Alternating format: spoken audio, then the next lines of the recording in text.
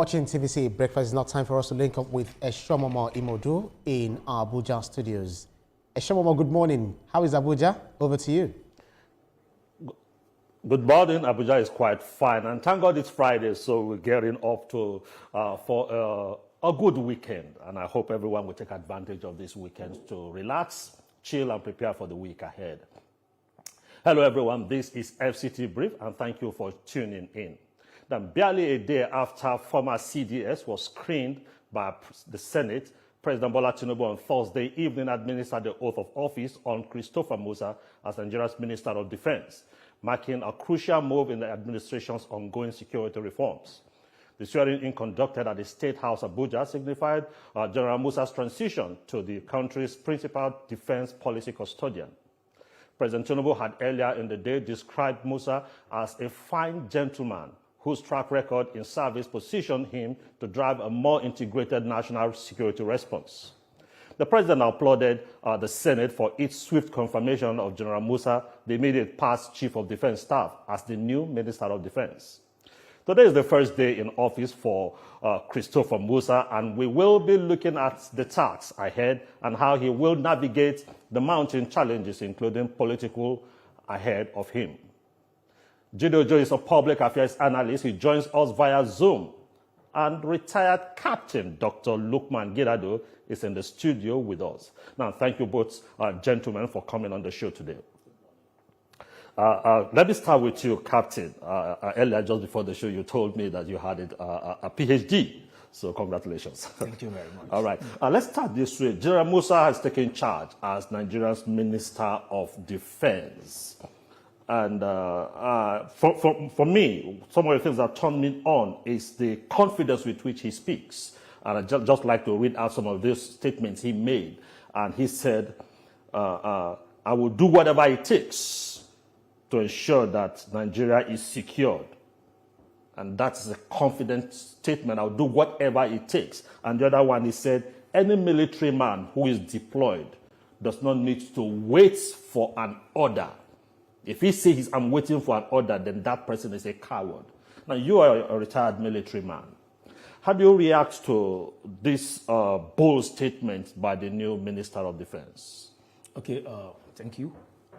Before reacting to these assertions by the Minister of Defense, General Christopher Musa, firstly, I will commend the Minister of Defense for scaling through the highly rigorous screening process at the Senate, and also commend the President and Commander-in-Chief of the Armed Forces of the Federal Republic of Nigeria, President Bola Ahmed Tinubu, for the swift inauguration of General CG Musa for him to commence work without further hesitation.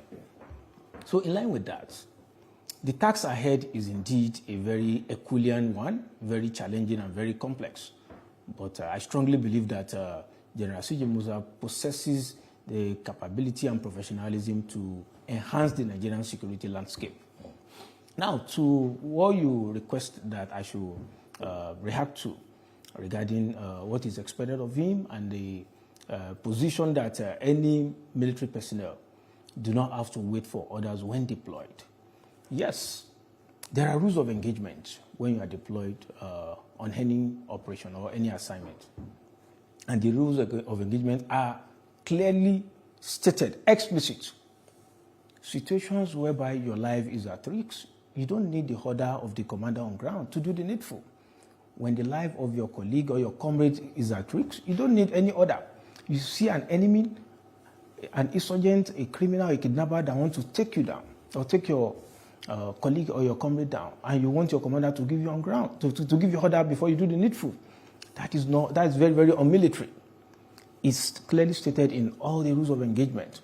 Also, if you are in charge of a facility and unauthorized people want to intrude or destabilize the place, you don't need any order to do the needful. So why do we have some military people come on social media and say that there was no order? Meanwhile, you already deployed to attack these terrorists, and you are saying that there is no order coming, and that is why they give you order, you are going to move. Why do they come up to make such statements? Okay, I'm always an advocate of saying that whatever that is being seen on social media should not be taken seriously.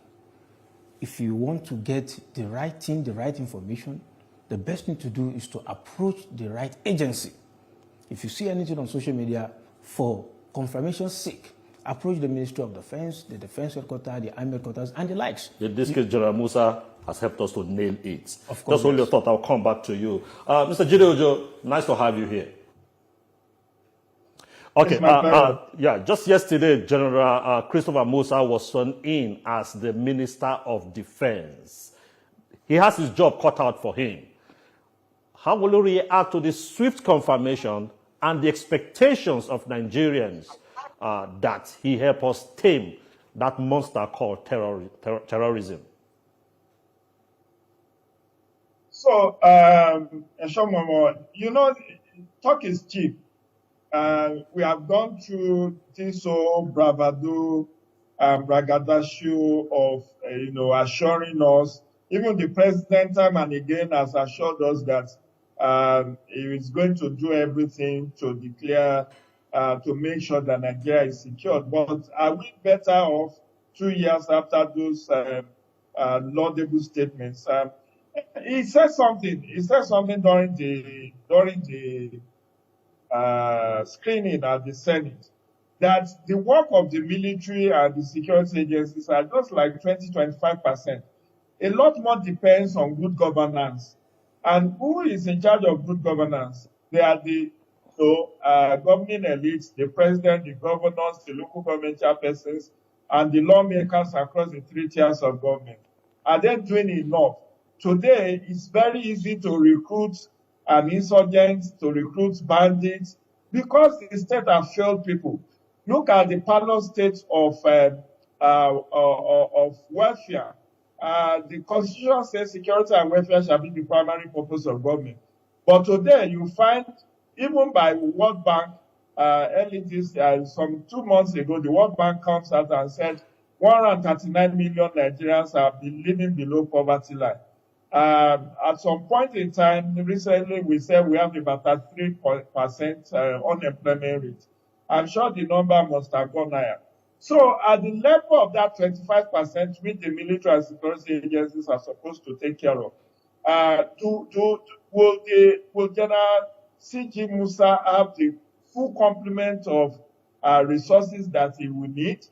Would there be proper funding, personnel, technology, and a whole lot? I believe he will do his utmost best, but don't forget that a tree does not make a forest. I'm not trying to make excuses for him, but remember, he's now at the policy level. He's not a policy maker. I'm not sure he can give NSA an instruction, or he can give minister, the current CDS, Chief of Defense Staff, instruction, because he has now been transformed into a civilian. And there are boundaries of what he can do and what he cannot do. Yes, he has the experience. He's a veteran. He has spent 39 years in the military before his retirement. But that is still the command structure, the chain of command. Will he be able to, for instance, hear something and dictate to the Chief of Defense Staff, or Chief of Army Staff, or Chief of Air Staff, or Chief of Naval Staff, Mr. Jide Ojo, to do this or do that? Mr. Jide, you just raised very vital points. As the Minister of Defense, we still have a National Security Advisor who is supposed to be coordinating all those stuff. We also still have the Chief of Defense Staff. Now, he said also, General Musa did say that there will be no excuse. Now, no matter what it takes, whether he is the minister, whether there is the Chief of Defense Staff and there's National Security Advisor, what he's saying is that Nigerians will not take any excuse. So what do you think the president should do to ensure that, not just General Musa, the Chief of Defense Staff, the National Security Advisor, they work in harmony so that there won't be friction, so that we won't have people trying to flex muscle and trying to show their strength, and will begin to have crack? What should the president do in this regard? That's exactly the right thing to do, for the president to now come out and earmark scope of work of each of the person. there must not be conflict of interest. There must not be overlapping interest. Don't forget, there is also the Inspector General of Police in the equation, because it's not all about military and military deployment. He is the Chief of Defense Staff. We still have the Ministry of, I think there is still Minister of Police Affairs. Yeah. If I'm not mistaken, it was scrapped at some point, but we still have, it has been reinstated by this current administration. We have Minister of Police Affairs. We have the Inspector General of Police. We have DSS. We have DGNIA. So a lot needs to be done. They need to have a retreat. All of the heads of military have to have a retreat. These are clear areas of operations for each of them.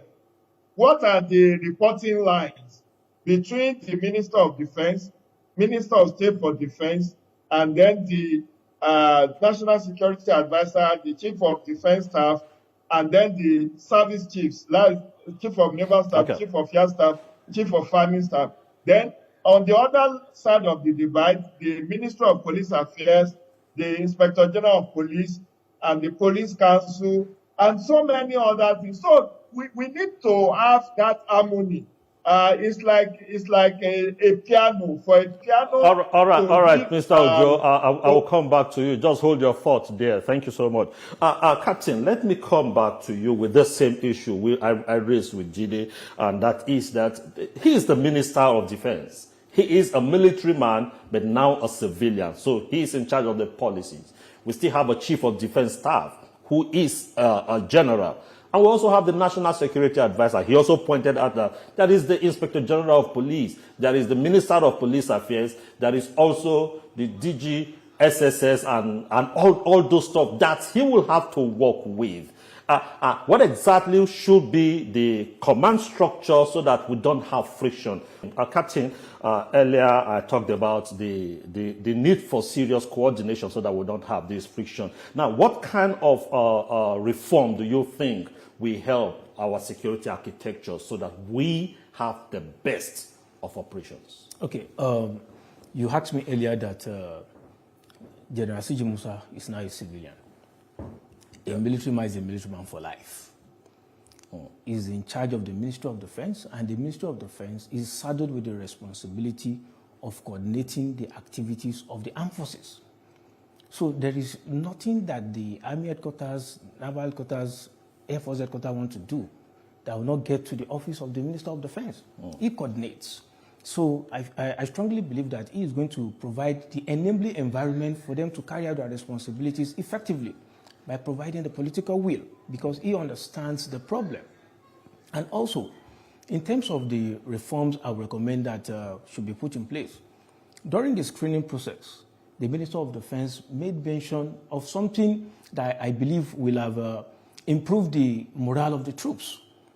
He made mention of the fact that he's going to probe into the circumstances that led to the disappearance of General Huba.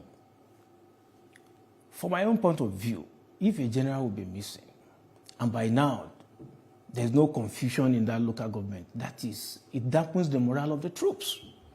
Because the troops will ask themselves... What do you say confusion in that local government? What do you mean? Because we should be seeing strategic military activities everywhere, left, right, center. If a brigadier general will be missing and everywhere is quiet, people of below ranks will ask themselves, if I'm the one that is missing, this is how everything will be silent. We've not had area bombardment. This place has been dislodged and things are going smoothly. So I believe that with the statement made by General CG Musa, that will improve the morale of the troops, because there needs for a probe to take place to actually ascertain the veracity of the whereabouts of the general. And also, the welfare of the military personnel is very, very paramount.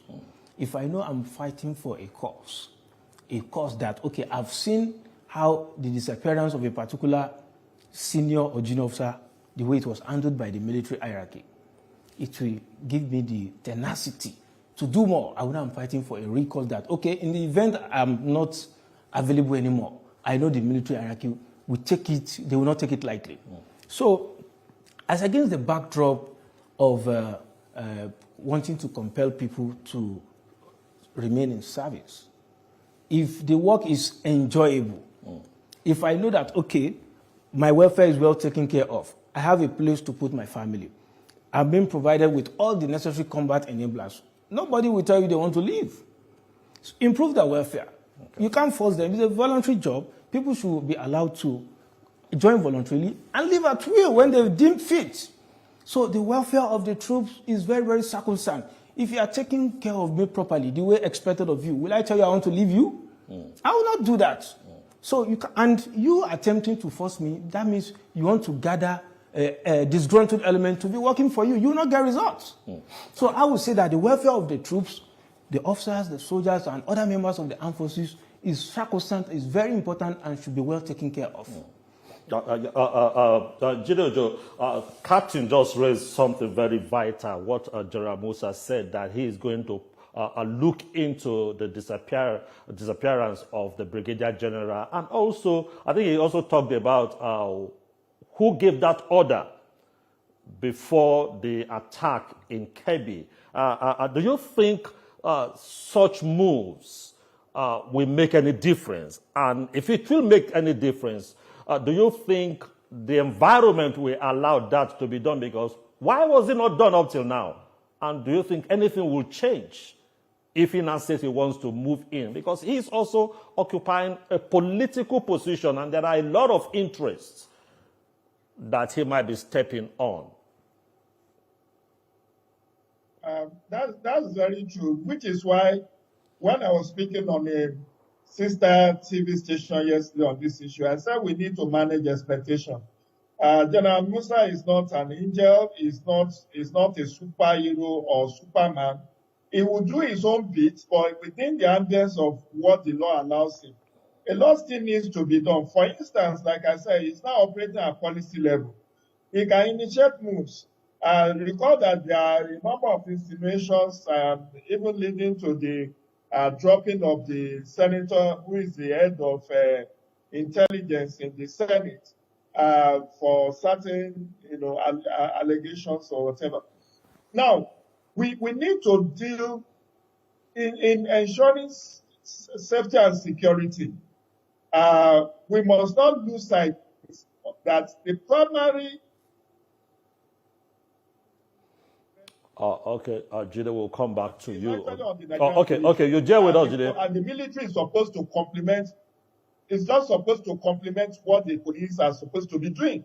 But as it were now, all hands have to be on deck. Laws have to be made. In fact, during the Senate screening, something came up that the House of Reps has passed a motion that the funding for the Ministry of Defense should be on first-line charge on Consolidated Revenue Fund of the Federation. That is not the scenario now. So even if you say you are giving 1 trillion, 2 trillion, 5 trillion to the Nigerian Army or to the Ministry of Defense, they still have to go through the bureaucratic bottlenecks to get that fund. But if they are on first-line charge on Consolidated Revenue Funds, whatever funds is given to them will be on the service-wide books, and so they can easily access the funds. That is at the level of National Assembly. Even the issue of state police, which the northern governors, the southern governors have agreed, even President Bola Tinubu has agreed, that one too, you need to fast-track the operationalization of the passage of the law to enhance it. Then you also need all hands on deck. What are we doing to our porous border? We have thousands of kilometers of land borders we are sharing with Francophone countries. And we are being told of the proliferation of small arms and light weapons. Okay. How will the Minister of Defense, for instance, be able to do something about that porosity of our border with Ministry of Interior and all? So a lot still needs to be done for us. All right, Jide, we'll come back to you. Just hold your thoughts there, please. During the screening, he talked about the whole of society approach. Yes. Now, Mr. Jide just mentioned that He needs to bring in, we need to bring in the president needs to bring in everybody on board. Now, the whole of society approach, the impression is that it's not just a task of the military. Of course. Some people have said that actually we got to where we are today, not because we have a weak military. It was because we had a weak policing system. Because if the police was that strong to keep the internal security, it will degenerate to the extent that we now need to invite the military. Now, we've been talking about state police. The president has declared emergency in security. Why is it difficult for the necessary laws to be passed now to accelerate it so that we move into whether it is state policing or community policing? Why is it difficult? Why is it still talk shop that this is what we need to do? How long will it take us to realize that the way we're talking of first line charge for defense, we should also be talking of first line charge for the police? Do you think it will make any difference if we begin to realign our thoughts that way? Okay, the idea of state policing is not a bad one. However, the existing policing structure needs to be properly reformed, professionalized, before we get to the stage of state policing. The Nigerian Governors Forum, from my own point of view, I will advise and encourage, in whatever capacity they can support the federal government to enhance and strengthen the existing federal police is very, very necessary. The president had made a pronouncement regarding the recruitment, additional recruitment to the Nigerian police force. It's not a function of only recruitment. When they are recruited, the training, the weapon, the equipment, the welfare has to be also put in place. So this will now allow the military to withdraw back and focus on maintaining the territorial integrity of Nigeria. So it's not a function of only recruiting them. Also, General C.J. Musa should work with all key stakeholders, all actors that are needed to ensure that our laws are strengthened. It is a great disservice to the members of the armed forces, the Nigerian police, and other security agencies to go all out, give their all in apprehending criminals. And our laws will now be like giving them ice cream. If somebody have killed and all available facts are proving that this person have killed, he should be killed as well. Not to go and sentence the person to 20 years in prison, 30 years in prison. No, okay. The needful should be done. If our laws are strengthened, it will also go a long way towards enhancing the Nigerian security framework. Mr. Ojo, I need you to also comment on this aspect. A lot of times we talk, like what the lawmakers are already advocating for, a first line charge for defense. Why is it that when we're talking of defense, we don't also in that vein talk about the police so that the police can be that strengthened? Because somebody said it's not just about 50,000 policemen. You need to also improve the welfare for the additional 50,000. Do you think if the way we talk about equipping the military will also do same with the police, will it make any difference in the security architecture? It will make a lot of difference, Shomomo. It will make a lot of difference. First line charge for the police, for the defense, and also welfare.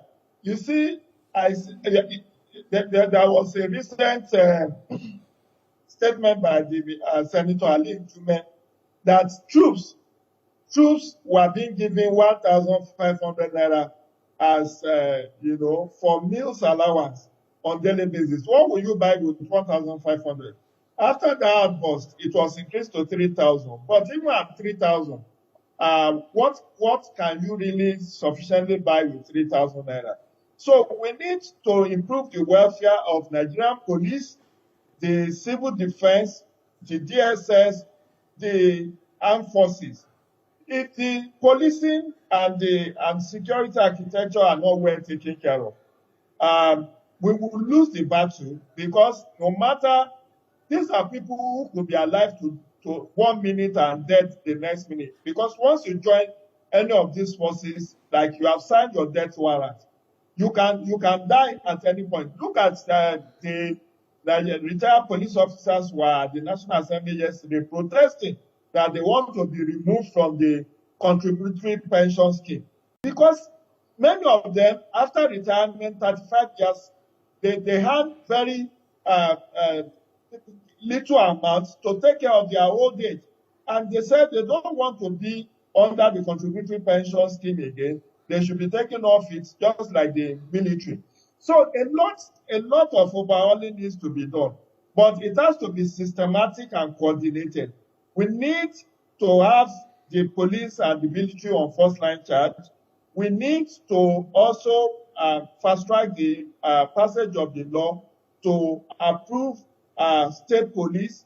For those states who are willing and ready and raring to go, they can take the first shot, while those who do not have the resources can take their time. But we need that law amended as soon as possible. Then we also need to do a lot in terms of attracting support from the international community. We need technological innovation to be infused into the fighting insecurity in Nigeria. The use of drone. The other day we are talking of whether we have satellite imagery that can help. Because of time, Mr. Gideon, I need you to just round off your thoughts. Yeah, because of time. Captain, just briefly, I'd like you to just look at this other aspect, how should be, should be our relationship with foreign partners, because we can't live in isolation. This is a global village. U.S. is already showing interest. Like the Senate President said it during the screening, that there's pressure.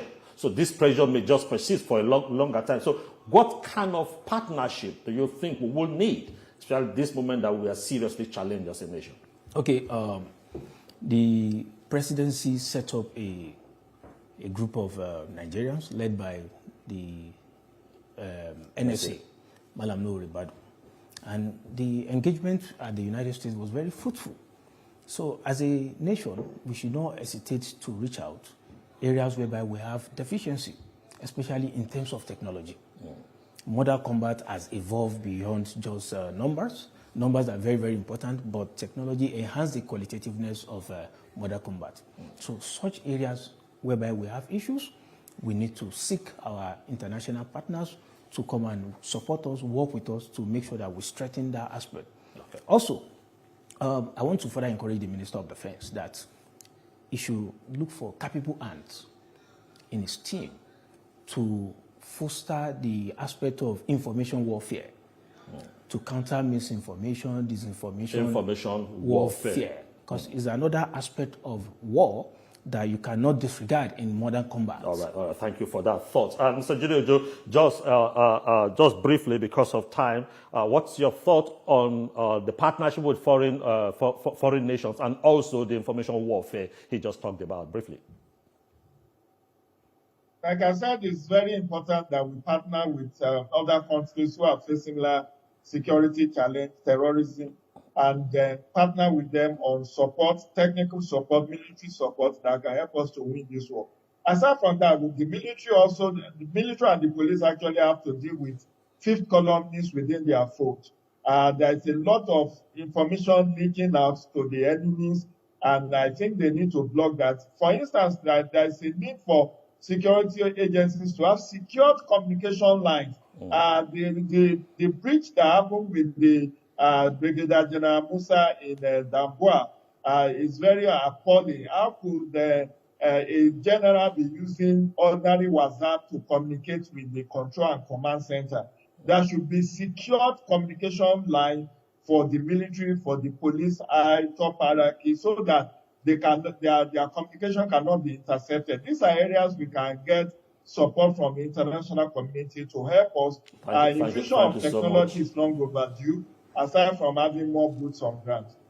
Yeah, thank you so much, Mr. Gideon for your thoughts. And I think that throws another challenge to, we said, whole of society, to even the NCC. If you're talking about secured communication line, yes, they will need to bring out very secured communication lines so that our military will not be vulnerable when they are out there. Is that your last thoughts? The last thought on this? Okay, my last just because of time, let's quickly go on this. I want to thank Mr. Jide Ojo for sharing your thoughts with us, and also Lukman Gidado, Dr. Lukman Gidado, a retired captain, for sharing your thoughts with us today. And that is all time will permit us on this particular edition of FCT Brief. I hand you back to our colleague in Lagos to continue with the show.